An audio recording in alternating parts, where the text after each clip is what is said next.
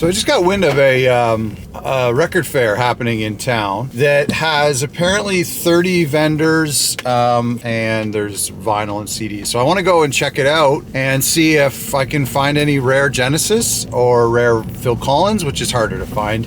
It's not much rare Phil Collins, but we'll see what they have.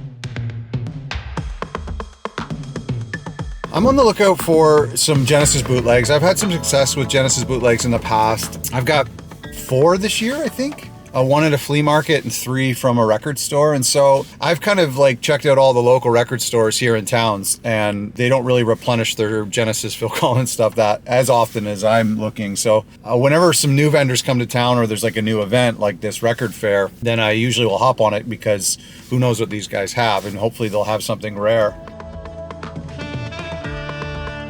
Okay, so this showed up and I did a little bit of B-roll here, just showing you the building and some of the people checking out records, and great place, really cool venue. It was spread out quite wide.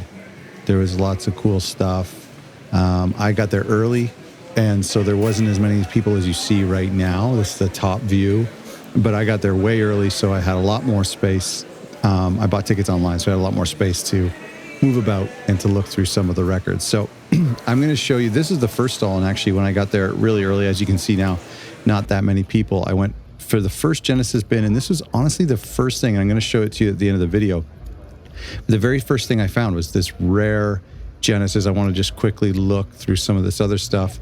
This is in the beginning. I think this is like just one of those Jonathan King releases where it's Genesis to Revelation. They just repackaged them in many different ways. I believe that's what that is. This was my best find. It was literally the first record I saw of the day, only $35, a Selling England by the Pound bootleg. And you can see the track listing here. This is part of a 3. There's 3 in this series, and this is the green one, which I believe might be number 1. So just going through some, I'll show you that later. Going through the Genesis sections, not too much Phil Collins, but obviously lots of Genesis. You can find lots of Abacabs. I've been trying to collect all 4 of those, but I didn't buy any Abacabs today. But I mean, Trick of the Tail is like, one of the common things to find. This is cool too. This is like a best of. I didn't grab it. It was a little expensive. But there are a couple of best of records out there that I'm sure you've seen from the early era, from Trespass and Foxtrot and Nursery Crime.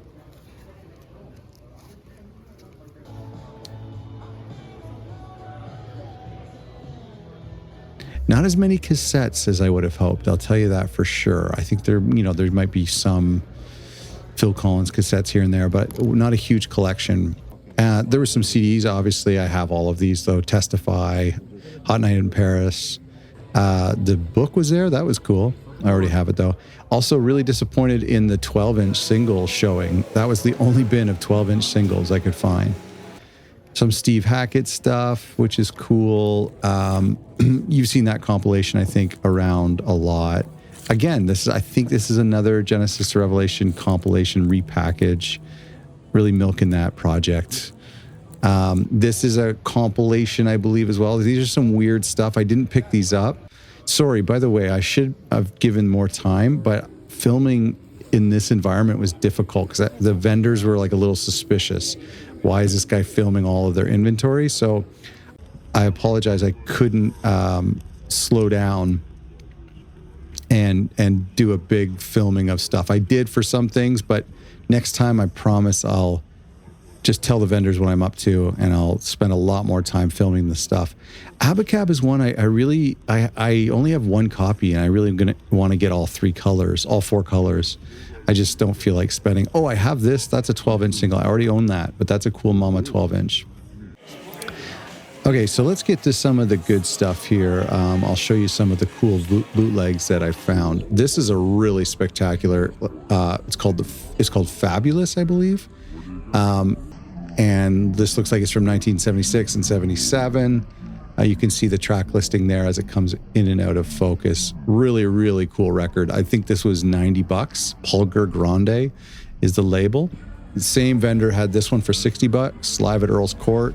I didn't get these because I was thinking that some of these would be hopefully on the BBC box set soon. Keep It Dark, another 12-inch single. He was asking too much for it. This is cool too. Another bootleg here. I didn't buy this one just because I didn't have millions of dollars to spend. And also I have 2 bootlegs from the Selling England by the Pound tour. This is a Canadian. I have that. You've seen that in my Genesis Rare Genesis vinyl. That's a Canadian pressing.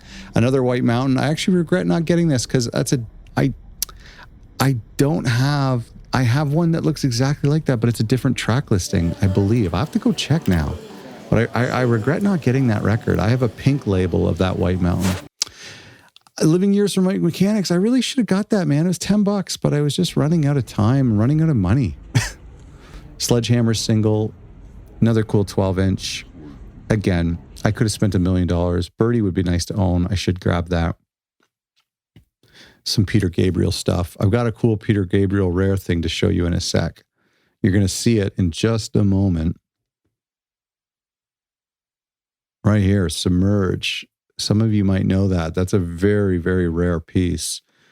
And I think we'll get a chance. There it is. Some more stuff here before we, some classics before we go and take a look at the back. This is the back of the Submerge record. I thought it was a radio show. It might have been an FM broadcast. This would have been a cool one to get. It was very expensive. Another expensive one, Swelled and Spent, an $80 Lamb Lies Down bootleg, which was in beautiful condition and really great artwork. I couldn't spend $200 on all of that stuff.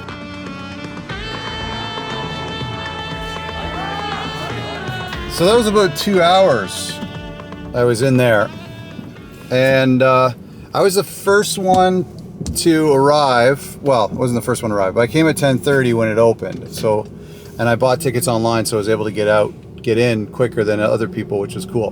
But now it's noon. I think it's open for another hour or two, and it's packed now. It's packed, and it's really challenging to get through boxes. You've got to either like shoulder your way in there, or you've got to just wait your turn. That's kind of hectic. So I was glad I was there early. And my issue with it was that I found a Genesis bootleg that I hadn't seen before for $35, which is a good price. That was the first thing I found. That was literally the first bin G I found. I didn't want to buy it right away, so I just left it hoping it wouldn't get eaten up.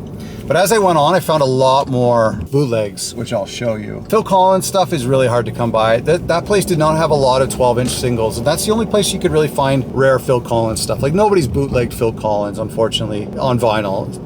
That's impossible to find. I've never seen it before. But you can get lucky with some cool 12-inch stuff. Now, there was a copy of But Seriously that was in cellophane. It had been opened, but it was a special pressing, and it had the hype sticker on it. That was really tempting, but I think it was $50, and it wasn't that. I mean, I just don't think that was worth it. What else did I see? But I got a couple things. I'm pretty happy. There was a couple things I turned down. There was this one. Here's what's interesting. Right when I thought I was done, I found another collection of things, and I got lucky again. Then, because you can't just do the place like in a perfect map and make sure you look at everything, because you've got to dodge people. You got to go maybe where you're attracted to something flashy. The other issue is that like it's just laid out awkwardly, so it's not exactly possible to look at everything in order so that you don't miss anything. So I kept going back over things just to make sure. And see, a lot of vendors have a Genesis section where they'll also put Mike and the Mechanics, Steve Hackett, Peter Gabriel, Tony Banks, sometimes Ant Phillips, which is what I got this time, and even Phil Collins they'll put in there. But then sometimes you also have to check like the individual sections for Steve Hackett or for Phil Collins, and so that makes it a little bit difficult. So there's a couple times I went back and I found some Genesis stuff that was maybe in a prog section. In fact, one vendor had a dedicated Genesis section, but he didn't have a dedicated for anything else. So he had all of his sections alphabetical. Then he had a Christmas, collectibles, Beatles, and Genesis section. And that was kind of crazy because, obviously this guy was a fan. And in that collection, he had 7 or 8 bootlegs. All were like $60, $70, $90. You know, I've started to get bootlegs from the same era. The Wind and Wuthering era and the Trick of the Tail era is very ripe for, and same with Selling England. Those are bootlegs are getting easier and easier to find. Lamb Lies Down, which I found one of those, that's harder to find. And then 80s bootlegs are very hard to find. So anything from Duke, Abacab, Invisible Touch, Shapes, very, very difficult to find. And so I didn't see any of those today, so I was a little disappointed in that. Some cool Peter Gabriel stuff. Let's go. Okay, I'm going to show you what I got from the record fair, and I'll tell you what, I apologize. As I was editing this video, I'm realizing I would do it a lot differently the next go around. I think I would, I was very awkward to film there because I felt like people, like the vendors were suspicious and that people kind of expected some sort of privacy. I don't know, maybe I was just projecting, but like I was just a little awkward filming, but there was so much great stuff, and I should have taken photos too. It would have been nice to bring somebody with me to maybe do some. So next fair we'll do it a little differently, but I wanted you to kind of live vicariously through me. And there were tons of Genesis records, not very many Phil Collins stuff at all. Even the solo stuff. It's easier to find Abacab or Trick of the Tail than it is to find No Jacket Required or Face Value. Seriously, there's way more copies of that. So, which is kind of, you know, that's maybe there's more collectors and more of the Genesis type of fans at a records fair because it's a little bit more rock than it is pop. But I want to show you the three things I got. This is probably what you came to see, right? Grover Washington Jr., Wine Light, Just the Two of Us. This is a great record. I've been actually looking for this record for a long time, and it was $5, so I had to grab it while I was there. But seriously, there was two records I got. Now, like I said in the video, there was easily $1,000 worth of stuff I would love to own. But I'll tell you why I didn't buy even some of the stuff that I thought was super, super rare. Submerged, Swelled and Spent, you know, and then that some of they're like $90 Genesis one. I'll tell you what, first of all, I'm trying to get bootlegs from across the eras before I start to get duplicates. And right now I have a lot from the Wind and Wuthering tour, and I have a lot from Selling England tour. And so I have nothing from pretty much from like 79 onwards, 80 onwards. So I'm also just taking my time. I was happy to know those records are there. They're not going anywhere. Somebody will buy them. Like Genesis isn't as popular as the Beatles, so it's like there isn't as much competition for rare stuff as there is with other bands. So that's not to say that people won't buy them. They'll buy them, but they'll come back in circulation. So I'm not too worried. I want to keep up the hunt. I don't want to just take out a loan and go buy everything all at once. It spoils the fun. I like to kind of do this discovery thing and then have to narrow it down. And so before I show you the bootleg I did pick this up, The Geese and the Ghost from Anthony Phillips. And actually this has two incredibly gorgeous songs from Phil Collins on here. The second song, which is kind of almost the first song, Which Way the Wind Blows, it's such a beautiful record. And I'll tell you, one of the reasons I got this record, I wanted this, and Wise After the Event is still yet to be added to my vinyl collection. Look at that cool little hype. Well, it's not a sticker, but it's printed on there. Talks about Genesis. I'll tell you what, this is such a beautiful fall record, isn't it? And it's fall right now as I record this. So I've been listening to this a ton, and it's so beautiful. And I'll tell you, one of the things I love about Genesis is some of these secret albums that branch off of Genesis, and stuff like this, which also features Phil Collins, and stuff like that first Mike Rutherford project, Small Creeps Day, is one of the best records of all time. So here's what I got. It's called The Rarest Live, and it is a single disc vinyl, and it is a Selling England by the Pound era bootleg. So lots of different recording times. And now there's a series. There is a blue one and a red one, I think. I can't be sure, but this is volume 1, right? Does it say? Is this volume 1? Yeah, I'm not sure, actually. I believe this is volume 1 of The Rarest.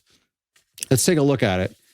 On side 1 is White Mountain, which was recorded in 1976 in Cleveland. On side 2 is Stagnation, which is an FM radio BBC sound of the 70s.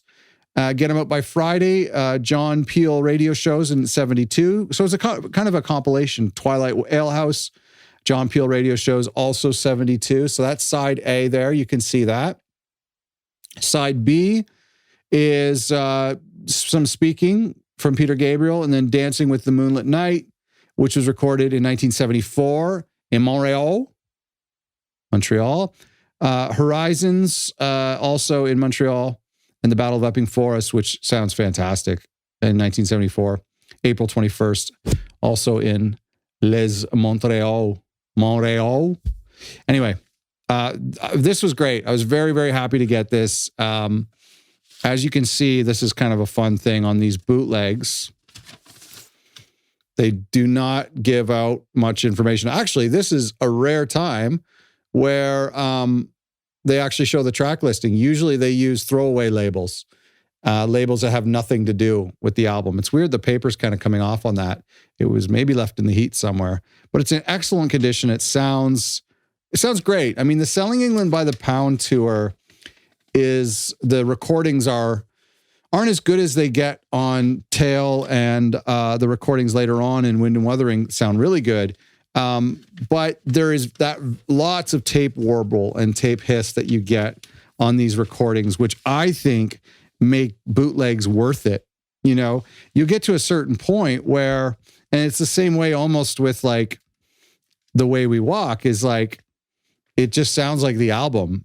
And you don't even really hear the audience very much. So what's the point in having a live recording if it just sounds like the album? So I kind of like it when it sounds a little lo-fi. So I was really happy to get that, and Geese and the Ghost. I could have bought more, but I really just wanted to stretch out the experience. So I hope you found this fun. Please subscribe. Let me know how I can make these videos better when it comes to going to record stores looking for Phil Collins and Genesis stuff. And in the next record fair that comes around, I'll take you with me.